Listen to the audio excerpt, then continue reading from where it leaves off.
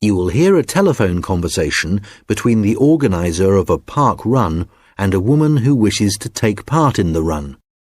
First, you have some time to look at questions 1 to 6.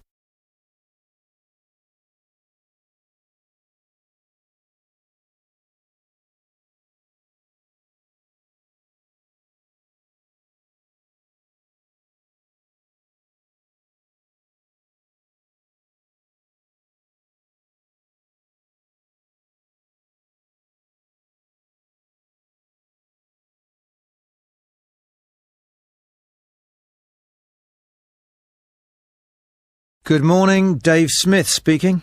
Hi, could I speak to the organiser of the Preston Park Run? Yes, that's me. Great. I was talking to some friends of mine about the run, and they suggested I contact you to get some more details. Sure. What would you like to know? Well, they said it takes place every Saturday. Is that right? Yes, it does. Okay, great. Do you know where the park is?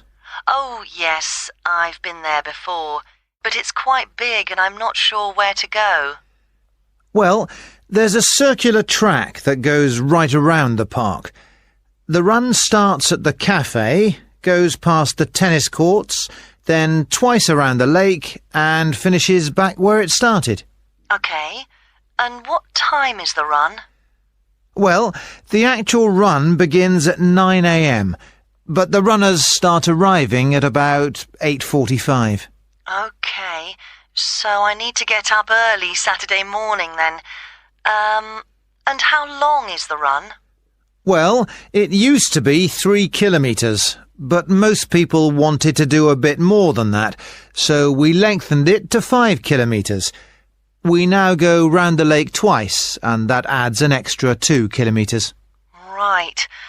Not sure I've ever run that far, so I'd better start doing a bit of training. That's a good idea.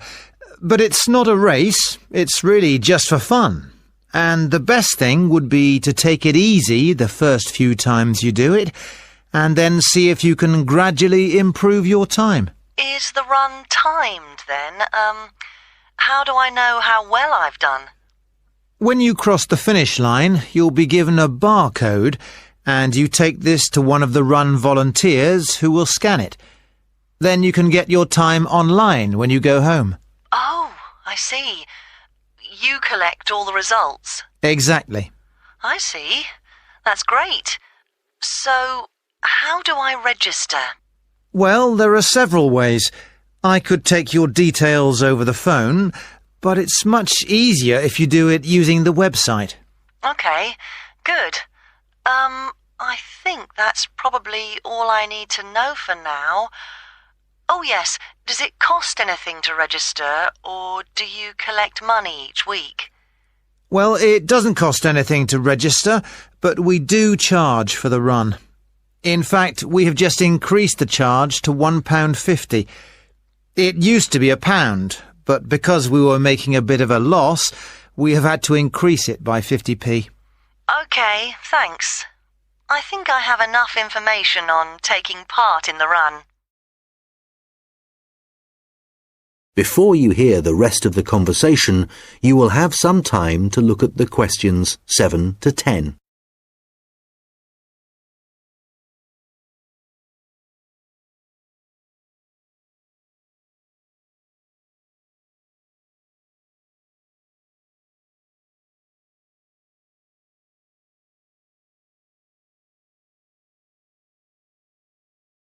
Now listen and answer questions 7 to 10. You mentioned volunteers. I have a friend who is interested in helping out. Can you give me some details so I can pass them on to her? Sure. Well, you need to ask your friend to contact Pete Morn. He manages all the volunteers. Okay. I didn't quite catch his surname. Was it Morn? M-O-R-N? No, just a bit more complicated. It's M-A-U-G-H-A-N.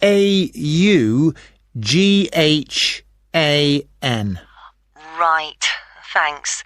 And Could you give me his phone number? Yes, just a moment. It's here somewhere. Let me just find it. I've two numbers for him. I think the one that begins 01273 is an old one. So use this one. It's 01444 73290. Okay, got that. Can you tell me anything about the volunteering? Like what kind of activities it involves? Sure. Well, we need volunteers for basic stuff like setting up the course. We have to do that before all the runners arrive. Okay, so that's a really early start. Yes, that's right. But if your friend would prefer to arrive a bit later, she can also help with guiding the runners so they don't go the wrong way. I see. I believe you do a report on some of the races. Yes, that's right. In fact, we do a weekly report on each race, and we always try to illustrate it. Okay. Well, my friend really likes taking photographs. She's just bought a new camera. Actually, that would be great. I don't know whether Pete has anyone to take photographs this week. Oh, I'll let her know. OK, good. Could you ask your friend to phone Pete and let him know? Yes, I will. OK, thanks. Goodbye. Goodbye. That is the end of section 1. You now have half a minute to check your answers.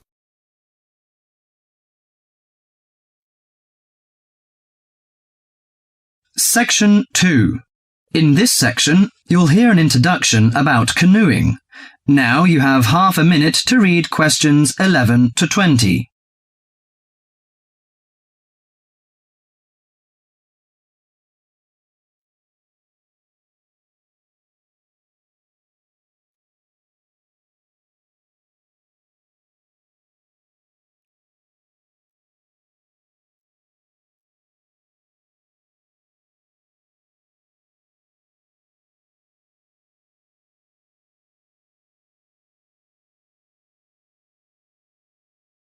Listen to the tape carefully and answer questions 11 to 20. Have you imagined paddling around on a river in a small boat? Canoes, which are narrow boats and usually hold 1 or 2 people at the most, are particularly well known for being unstable and turning over in the water. But more and more people enjoy this dangerous sport. Today, Cynthia Bocci, an adult education teacher and an addict of canoeing as well, will share her experience of canoeing with us. Cynthia, when did you begin this sport? Well, I started it 6 or 7 years ago, and soon I got attracted by the exercise. I have to admit that it brings me great fun. It's become part of my life. So, could you describe how you do it? At first, I think you need some like-minded friends. The friends who share the same interest with you. It's no fun at all if you canoe alone. Usually, we assemble in a parking shelter near the Island Lake Recreation Area. We pull our canoes from inside the vans, lift them from atop the cars and trucks, and attach wheels to help transport them to the shores of the lake beside the boat dock. What equipment do you need for the sport? Well, first and foremost, a canoe, of course. The price ranges from £300 to £700, depending on the material they're made from. The more you can pay, the better, really. Personally, I wouldn't look at anything under £500, but that obviously depends on your budget. You also need a hard helmet to protect yourself against rocks when you fall out of the canoe, and believe me, that is very likely to happen. Because of this, it's a must for a beginner to wear a wetsuit. Oh, bathing suits don't work really. Sometimes a life jacket is a necessity in case you fall into water and no one else is nearby. Maybe many can't understand your passion for the dangerous sport. Do you think it's all worth it? Absolutely. I just love it. It's exciting, exhilarating, yet it's peaceful and it's calm. You can work as hard as you want to, or you can take it easy. In addition to having fun, canoeing offers a workout without realizing you're working out. Besides being a great exercise, which is good to heart and lungs, you gain strength and mobility. You build strength not only by paddling, but also from lifting and carrying your canoes. You can also exercise your mobility. Frankly, I never had upper body strength until I started canoeing. Now I can pick my canoe up and carry it on my shoulder with no problem. However, it's not just a workout of the upper body, but also a total body workout. If you're doing it correctly, it's a great calorie burner. And more important to me, paddling isn't strictly about exercise. It's as much about the peace and relaxation that comes from being out on the water. I saw it described on a brochure as liquid medicine for the soul, and that is so accurate. It allows you to take a mental break from your ordinary routine. It's a lot of fun and you meet a lot of great people. We connect on the waterways by responding to email invitations, posting on websites and club announcements. Also, it's a great way to get an up-close view of nature. You can sneak up on wildlife. I've been right next to ducks, deer, and all kinds of birds. You just get a different view than you can get on land. I especially enjoy camping by canoe. It's like backpacking without having to carry a pack on your back. You can put everything you need in the hatches of the canoe. Have you experienced this kind of camping? Well, whatever you say about this sport, it's never dull. I think on one level it's a serious activity and you can become a real champion, but it's a small group who take it that far. But for most, it's a fantastic sport for anyone who likes adventure. That is the end of section 2.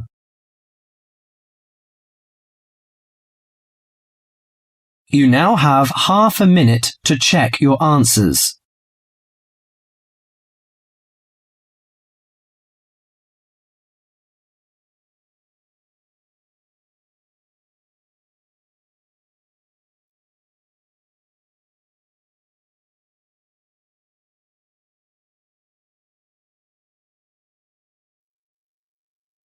Now listen carefully and answer questions 21 to 25. Hello, I'm Dawn Matthews. Yes, hello. I've been referred to you because I'm inquiring about the refresher courses that you run. I'd like to find out a bit more about them. OK. Well, we run quite a few different short courses for students who are either returning to study or studying part-time. Tell me about your situation. Well, I think that I really need some help in preparing for the coming semester, especially to build up my confidence a bit and help me study effectively because, you see, I've been out in the workforce for nearly 12 years now, so it really is a long time since I was last a student. Yes, it can seem like a long time, can't it? Well, let me start by telling you what courses we have that might suit you. Are you an undergraduate or a postgraduate, arts or sciences? Undergraduate, and I'm in the business faculty. Right then. Well, first of all, there's our intensive Study for Success seminar on the 1st and 2nd of February. Mm-hmm. It's aimed at students like you who are uncertain about what to expect at college and looks at a fairly wide range of approaches to university learning to motivate you to begin your study and build on your own learning strategies. That sounds good. What are some of the strategies that are presented? Well, we try to cover all aspects of study. Some of the strategies in writing, for example, would be improving your planning for writing, organising your thinking, and building some techniques to help you write more clearly. With reading, there'll be sessions aimed at getting into the habit of analysing material as you read it, and tips to help you record and remember what you've read. It really is very important to begin reading confidently right from the beginning. There's also advice on how to get the most from your lectures and practice in giving confident presentations, as well as how to prepare for exams. What about the motivational side of things? Well, there's a range of motivational exercises that we do to help the students feel positive and enthusiastic about their study. The process of learning and exploring a subject can lead to a whole new way of looking at the world, and the study skills and techniques that you build up can be applied in all sorts of different ways.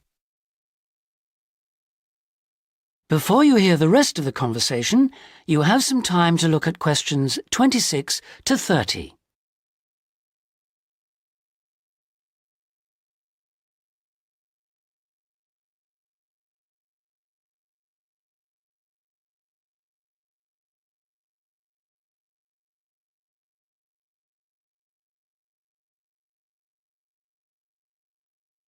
Now listen and answer questions 26 to 30. Actually, I'm very excited about the whole thing of taking up studying again, but, I'm a little nervous about whether I'll manage to get everything done. I suppose it's the same for all mature students. Of course it is. Two of the key components of the course are time management and overcoming procrastination. People discover that once they learn to plan their days, all the work can be accomplished and there'll still be time for leisure. Is there an enrolment fee? Well, just a minute, let's see. The cost is £30, which includes all course materials and morning tea. You have to arrange your own lunch. Well, that wouldn't be a problem. I already make sandwiches for my 3 kids and my wife and myself every day. I won't have to change my routine. No. Now, I need to tell you that this is a very popular course and it's essential that you book well ahead of time. In fact, the course convener tells me that there are only 5 places left. What other course might be good for me? There is one other that you could benefit from. It's simply called Learning Skills for University Study and is on 3 consecutive mornings, starting on a Monday from 9 to 12, and costs £25. This is aimed at upgrading the study skills most school leavers have and help them cope with the increased demands of university study. It focuses mainly on making students more responsible for their own success. What sort of things are covered in this course?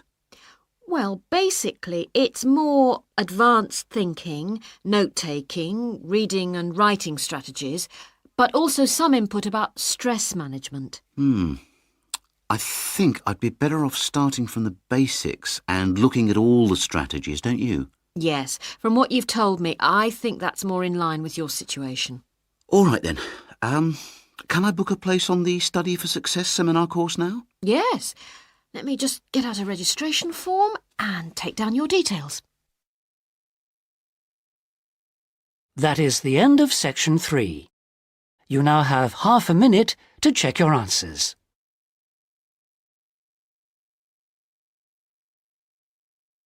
Section 4. You will hear part of a lecture about a place called Kubapidi. Listen carefully and answer questions 31 to 36. Good afternoon. Today, we're continuing this series of talks on the development of the Australian outback with a look at Kubapidi, the desert town of opal mines and underground living, which lies 860 kilometres north of Adelaide and 690 south of Alice Springs. The inaccessibility, harsh climate and almost total lack of water made it a highly unlikely place for human habitation. But that all started to change in 1915 with the discovery there of opals, the precious stones which seem to change colour according to their surroundings. Settlements were established following the First World War, when soldiers returning from the trenches of France brought with them the techniques of living below ground in dugouts. The depression of the 1920s and 30s led to many prospectors leaving, but the town boomed again in the late 1940s when shallow new opal fields were discovered, and immigrants from Europe arrived in large numbers after the Second World War. It must be remembered, though, just how hostile conditions were. Daytime summer temperatures reached well over 50 degrees centigrade. Winter nights were bitterly cold, and dense dust storms regularly blanketed the town. To cope with this, more and more people began living in disused mines and purpose-built subterranean houses, where the temperature remains at a comfortable 25 degrees all year round, so that eventually around 70% of the town's inhabitants had made their homes beneath the surface. This led to the construction of hotels and even churches below ground, as well as an entire underground shopping centre, the only one in the world. Test 1. Listening. Section 4. Now answer questions 37 to 40. Perhaps not surprisingly, this has now led to the emergence of a secondary industry, tourism. Increasing numbers of visitors come to see the tunnels and the caves with their ventilation shafts, the weird machines lying about in the town, and just beyond it in the scorched red desert, the conical hills thrown up by the world's biggest opal mines. It's a logical stopping place for travellers too. The nearest town to Coober Pedy is Woomera, in the prohibited area once used for launching space rockets. But even that is an enormous distance away. Within the town itself, there are plenty of hotel rooms and a number of ethnic restaurants. Remember that Coober Pedy is one of the most multicultural places in Australia, with an estimated 45 nationalities represented, and its very own Opal Museum. A short distance from town, there's a section of the enormous barrier that runs thousands of kilometres across the country, the Dingo Fence, which is meant to keep these predatory wild dogs out of the sheep farming areas. Another attraction just outside town are the sets of various films made there, including Mad Max 3, as well as The Red Planet and Until the End of the World, names that reflect the harshness of the terrain and temperatures there. The name Coober Pedy, incidentally, comes from an Aboriginal expression meaning white man's hole in the ground. Next, I'd like to go on to talk about Broken Hill, another mining town, but one that... That is the end of Test 1.